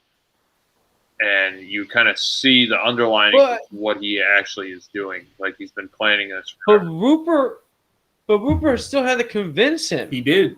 Still in that car, he still had to convince him to keep him in the car because he's like, all right, we're gonna let you off soon so we can go on. He's like, no, keep him. That's realistic. realistic. In the car so we can keep going. He's like, keep so going. I got injured saving your life, Jerry. You know, kind of owe me one. And I'm like, hold on, he don't owe you shit. Yeah. He was leeching it. He was like staying in that car. He was making sure he was in that car. If Jerry was like actually like personally needed to get him out of that freaking, he would like kick him out. Dude, he's a celebrity. He would make him look bad even worse. Yeah. So he just kept going with it to being the nice guy and went down the hole too far. He should have got him out of the car once he got in that car and be like, all right, we're gonna keep you in the car for a few seconds. We're gonna let you out here, and I'm gonna keep going my way. That's it. He should have done it that way and just beneath. But no, he just kept falling in the rabbit hole. He just went down and down and down and down. Well, that's what that shows. Like that's a benefit to his character, Jerry Langford. You know, it shows that he's like his inner being. He's like a good-hearted person. He wants to help out like the average guy. You know, he's trying to give this guy a favor. You know, like he'll give him like the time of day kind of thing, and he lets him even go in the office. You know, kind of show him his tape, and it ends up like. And those offices scenes were so awkward when he was just like sitting there waiting. Like a secretary comes into the waiting room and he gives her the tape that he has like prepared, and that's when it shows. That's when it cuts to him like recording the tape for the audience for Jerry Langford, and that's when you get the budding dialogue between him and his mother, and he's like, "Mom, I'm trying to do this. I'm trying to record this," and he gives that tape to her, and then she comes back. She's like, "Oh, I don't think you're ready," and then that's when it escalates and gets so weird.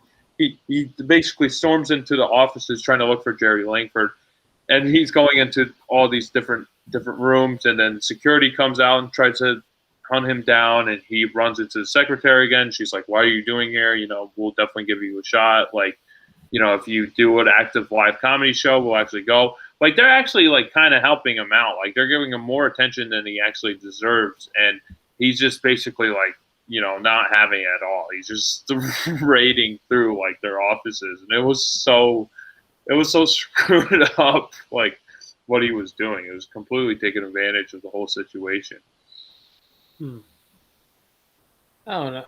I think if he didn't hang out with that like crazy girl, I think he would have been more still stable to like what he was doing, because more she occurred, more chaos showed up. Yeah, because after the second occurrence, he's like, if you guys were real friends, then you would have had your time already. If you didn't have this, blah blah, and that's what encouraged him to storm the freaking offices looking for freaking Jerry. Yes, he did do that. That is once true. This girl showed up in this movie, she's the chaos wheel that sent it off. I almost feel like he's using her though. Like in the beginning, he used her because she knows she's like off her hinges a little bit. Like so, like she like goes into the limo, and then he makes it out like, oh, she's the crazy one. I'm not. I'm the normal guy. I'm like trying to help you out, Jerry. Like, don't worry about it. And like I feel like he's more using her for his own benefit throughout the whole film. I think that's how it started in the beginning. And then once halfway through the movie happens, he has that chaos. The chaos picks up to him, and she gets it more in his head. and sets it off the rails. Then it goes back to him saying, hold up, wait, I got her in my head now. This is not how it was supposed to be. Let's kick it back and let's do it my way again. I think they really just fed off of each other. Because, you see in the beginning, it was a setup, obviously. Like, she was going to attack Jerry so that Robert Pupkin can get to Robert, the shithead. Robert De Niro, yeah. So he could, get close to Jerry and start this imaginary friendship that they have. And so, then when he just starts, flaking off and sees that, oh, Jerry's not talking to me. It's all these people talking through him for me, talking through him to me. He's like, Jerry doesn't feel this way. We've known each other for years. And then she starts getting in like, Jerry doesn't really care anything about you. You're just a random person to him. He's like, and you just see like, it's like Crispy said, they got into each other's minds, but I think it really was them feeding each other chaotic energy.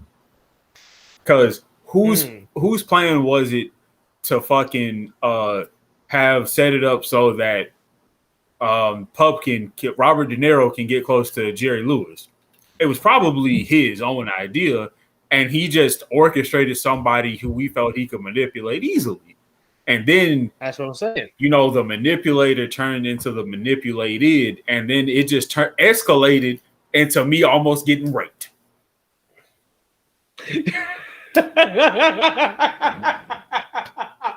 I'm sorry. Rape is not a funny thing. I'm not laughing at rape.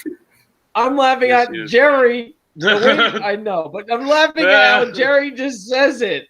He's putting himself in this picture. We do not condone sexual crimes of any caliber, and if you do, we're gonna call the police and report you to the highest court of law for human trafficking and send you to federal prison. Oh my God! Oh man! Yeah, no, we will. That's terrible. You're a terrible person if you do that. No, I think you're right, Jerry. I think they are feeding off each other's energy. I think Pupkin is like had this almost planned out for decades. That like he almost had her a part of his plan. Like he's going to use her to get the benefits that he wants. So like I almost feel like he like had this planned out like years prior, and was like, all right, well, she's crazy. I'll use her as like my catalyst. Like, she's the crazy one. I'm the normal one.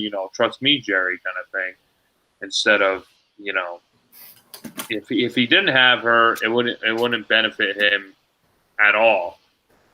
He would have nothing to kind of like contrast with at that point. And if she was just her by herself, I mean, I guess at some point she could kidnap Jerry Langford, but like she almost needs him at the same time.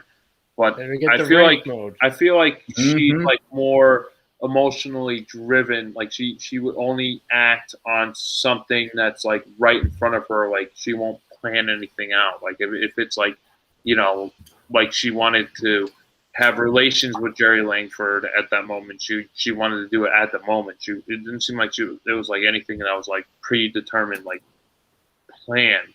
But like with Rupert Pupkin, he seemed like I will be right back. I have to pick up something from my mom at the front door. Okay. Got it. Hi, Jerry's mom. So Matt, I don't know. What do you I don't think she can hear you.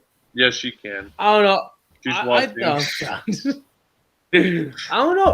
I still think okay, Rupert could probably have this plan, but I still think that there's a line that he took this plan, he got his person he's gonna manipulate, gets it going, but later on the manipulator turns into manipulated and screws with his mind, then leads it down to a point when he just realizes how this is not my plan anymore. And he tries to switch it back into play again and became the manipulated lead. Now I can't say it now. But try to turn it back to his side and drive the path back down his own way.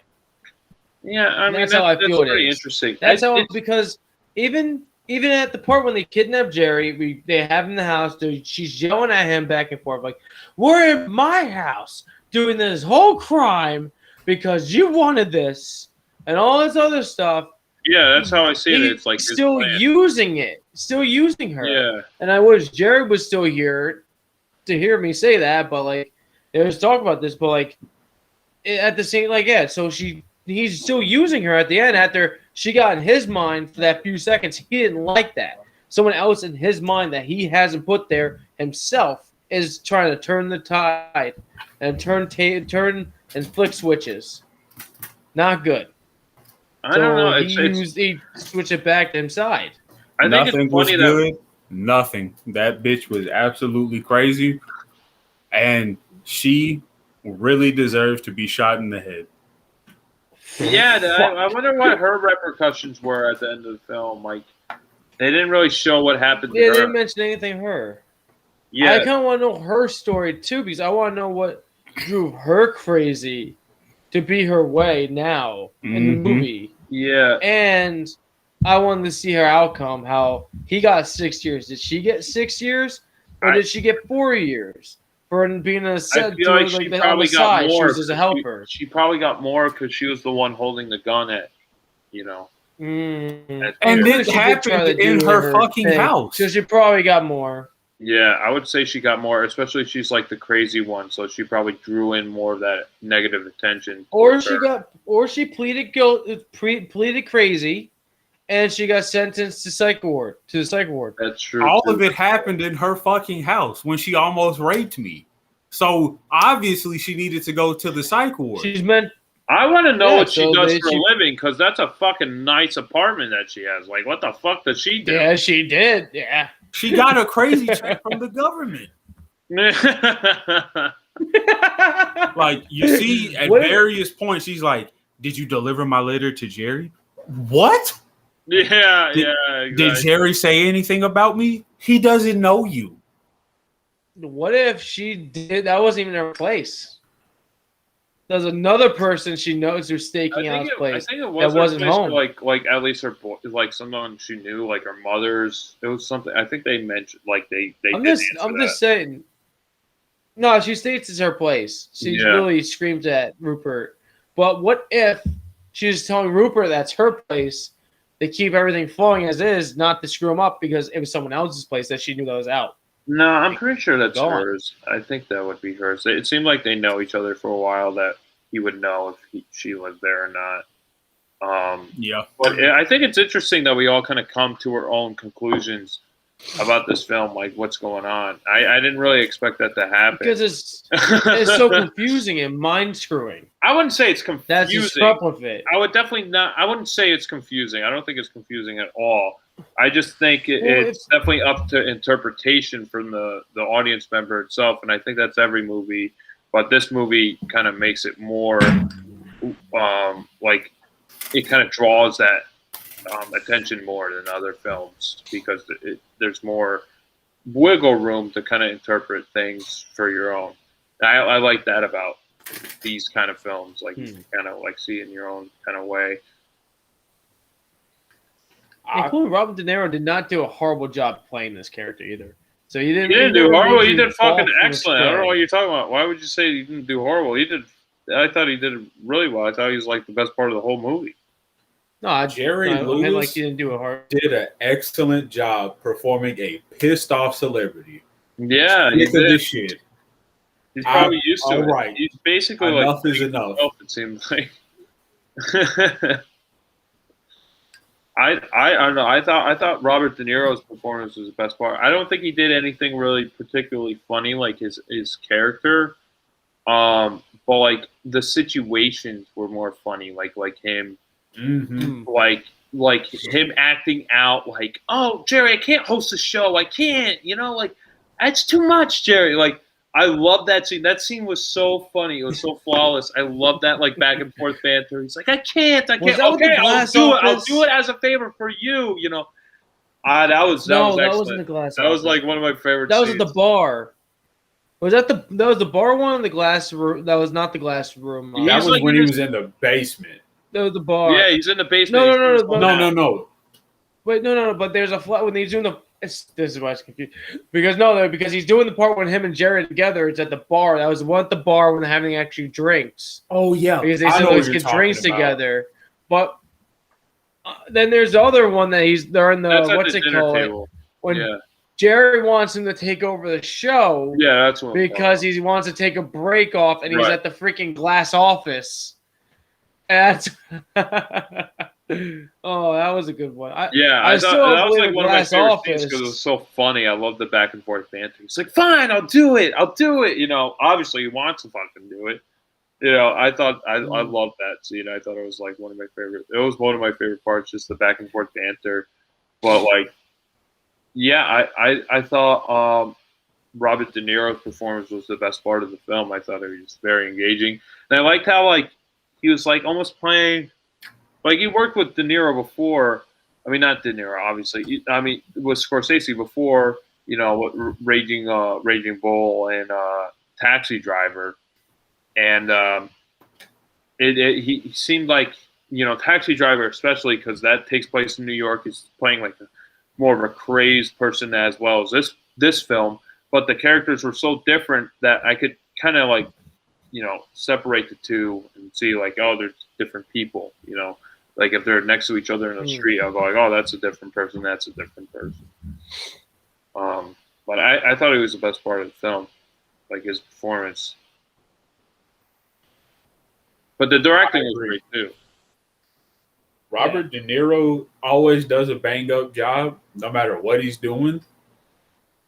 I feel like this was something that even the most talented actor now wouldn't be able to replicate, because not only did he play kind of like the awkward, kind of, I don't want to say forceful, but kind of the persistent, I know I'm good. If you give me a chance, I can prove it. Yeah. I couldn't really think of too many people who could do that today, yeah. And you just see, like, when he does finally get his shot, the audience did love him. You can't say that they didn't. Yeah, they did. They did, yeah. And even during his monologue, he's like, I know you all think that I'm joking. I really kidnapped Jerry Langford. Yeah. And within the next couple of hours, you're going to see that. And he's like, they're laughing it off like, oh, this is a great joke. This is hilarious. He's being dead ass serious. And he's like, I'll see you all when I get out of prison.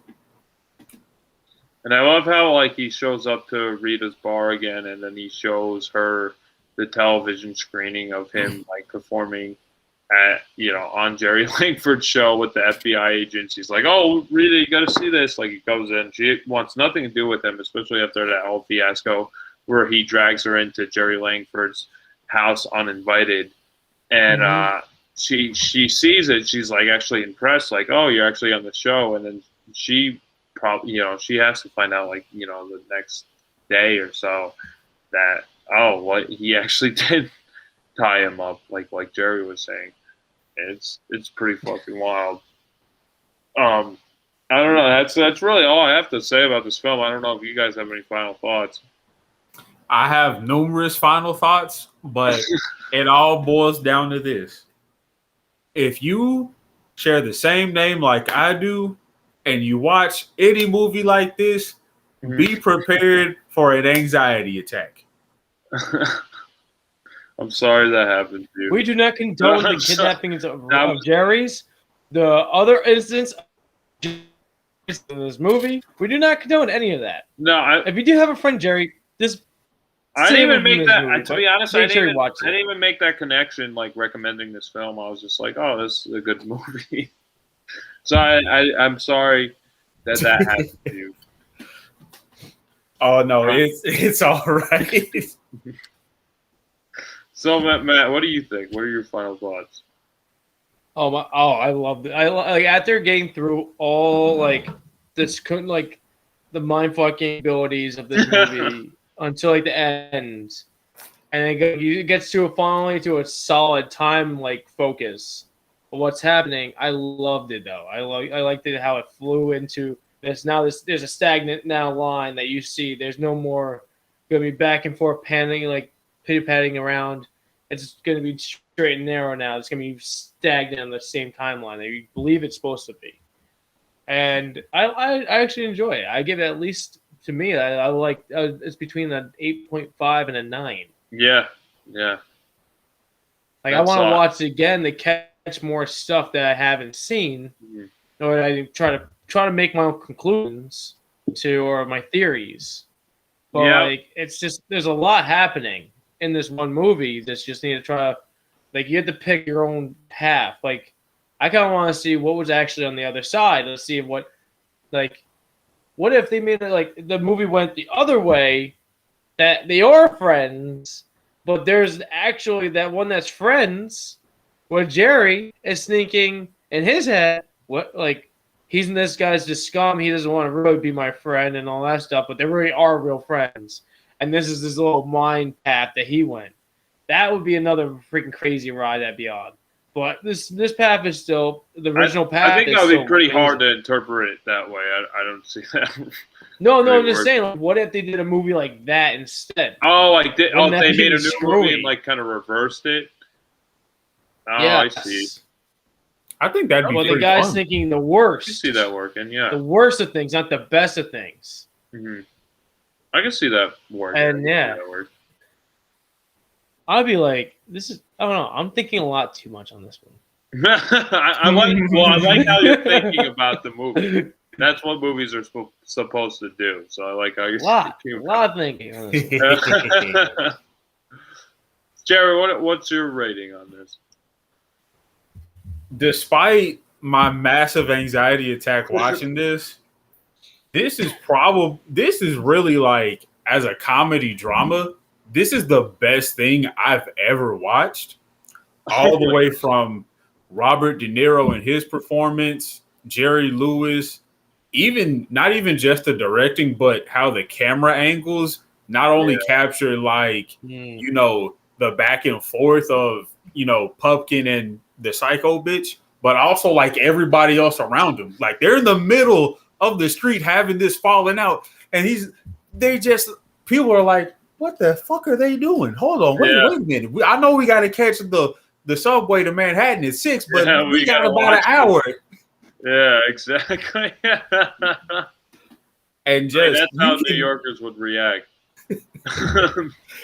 I mean, you can see some of the influences of, like, it's so gritty, like, because that's how people are when they're trying to be, up and coming. They start using people, casting people aside, going to massive extremes to prove a point. And for Robert De Niro's character, it did work out for the better. If you tried that today, you would be locked in jail and not see the light of day.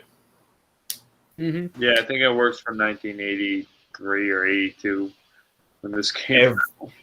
I guess. I would give this a solid 8.6. I'm not going any higher because the whole Jerry angle made me really, really uncomfortable. The Jerry is stopping you from going higher. Yeah. Got it. Yeah, I got to say, how you were mentioning the camera work, we didn't really talk about that too much. I like the opening credits where it stops on the hand, like on the window, on the back window of the limo, and it's just like holding on that for a while. I'm like, that has to mean something, like that hand with the glaring lights of the photo flashing and everything. I'm like, that has to mean something. And I was like trying to think. I was trying to decipher, like, what does that mean? It has to mean something, especially from Scorsese. And I don't know. I couldn't really come to a conclusion, but I thought it was like a really neat way to open their film. Like it was just like the hand with the light, and it was like silhouetted. And I thought the framing was really interesting. If I was going to rate this film, I would give it a 9. I really enjoyed it. I think I enjoyed it a lot more than I thought I was going to, because I was thinking, like, Goodfellas, other films from Scorsese, like Taxi Driver. I thought I was going to be kind of on the edge of my seat, but like kind of feel awkward the whole time, like Jerry was saying, but like just kind of like, I don't know, just like in that weird awkward pit. But like it was awkward, but I thought it was like fucking hilarious at the same time. Like, it was funnier than I expected it to be, and I think that's what like brought up the rating for me. I was like, oh, this is funny. This is super funny. Like, just how so awkward it is. It was so awkward that it was hilarious, and I really enjoyed that black comedy bits that it had to this film. And I definitely fully recommend it. If anyone out there hasn't seen The King of Comedy, watch this before you watch The Joker, or even if you have seen a Joker, watch it anyway. And I mean, they're definitely different movies, but you could see the inspiration from this film inspiration with the Joker. And I think this movie is endlessly more entertaining and better well made than that movie. And don't get me wrong, I don't hate the Joker. I like what they kind of did with the style, but I think it's just kind of riding the coattails of what Scorsese did already. And if it already happened, might as well watch the one that's better, which is this, in my opinion. But my opinion's right. So yeah, I don't know if you guys have any final words or thoughts, but yeah, I guess that's the episode. Matt, do you have anything? It looks like you want to say something. I have nothing else. Jerry, do you have next week's topic? All right, yeah, it's Jerry's turn. I have the film. I just got to find this short. Okay, that's fair. Here's the film, though. Yeah, share us the film if you don't want to be spoiled. The film, hold on, because it's on Amazon Prime. I think it's that Brad Pitt film from like the 90s or 80s. I think it's called Cool World. Oh, I always wanted to watch that. Okay. I'm actually excited for this one. I am actually really excited for this. Wow, Jerry. Okay. I'm impressed. This is a movie I'm pulling out the big guns right now. Wow. Okay. I know Ralph Bakshi did a bunch of animated films. I think he did the animated Lord of the Rings as well. Fritz the Cat. I think so. Other stuff too. Cool World. Okay, I'm digging it. Okay, I'm with it. All right, I'm excited. Cool World. I'm excited for this one. Let me look that up. Yeah, it's Brad Pitt. Basically, it's like a Roger Rabbit kind of thing, but not Roger Rabbit. Real this people, movie. And then it's got the 3D cartoons. Yeah. Okay. I'm down with it. I'm down with it. After finally seeing it. Yeah, I never had a reason to watch this, and I don't think it's going to be good. But I don't know. I don't want to say too much about it. But no, I'm excited. I know what's happening right here. Crispy, no spoilers. No spoilers. No, get out of here. Yeah, that's for next week. Oh my God. You should do like if there's like a Ralph Bakshi like short or something. I don't know. Like maybe that would be a good short to tie it in. I mean, it's your choice. Whatever Jerry wants to do. I don't even know. If he'd done like any shorts. I think he only done like long form. I don't know. But that's awesome. I'm excited. I'm actually excited for this one. It's like the first time I'm excited from a pick. Well, if you guys don't want to be spoiled for Cool World 1992, be sure to watch it before next episode, and you can join the discussion and hear our thoughts and be part of the discussion. We'd like to hear what you think about these films. Yeah, so I guess that's the episode. So I guess we'll end it. 3, 2, 1. This was Josh from BatYard's Finest sending you off up a buoy until next BatYard's Finest episode. Matt?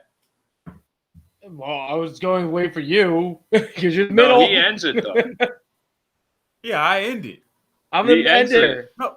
Okay. Yeah, I end it. God, whatever. Matt, you go, Matt. Yeah, you go, Matt. Stop fucking it up. You fuck up the intro. You fuck up the outro. How did I end the fuck with the intro? I switched strong with the intro. Last week. Oh, fuck you with the last week. Fuck you with the last week. Fuck you. All right. Just Fuck you. fucking episode. And this is Mateo for the darkest depths of Gotham. Fuck everything that's happening. And I'm Jerry, and we're becoming super pals, one episode at a time. Man, I can't wait for you sponsored to do one. Not sponsored. I can't wait for you when you have you have to do the intro again. I'm excited for yours. You know what? That's my highlight. All right. Well, I'm gonna go. Bye, guys. Bye.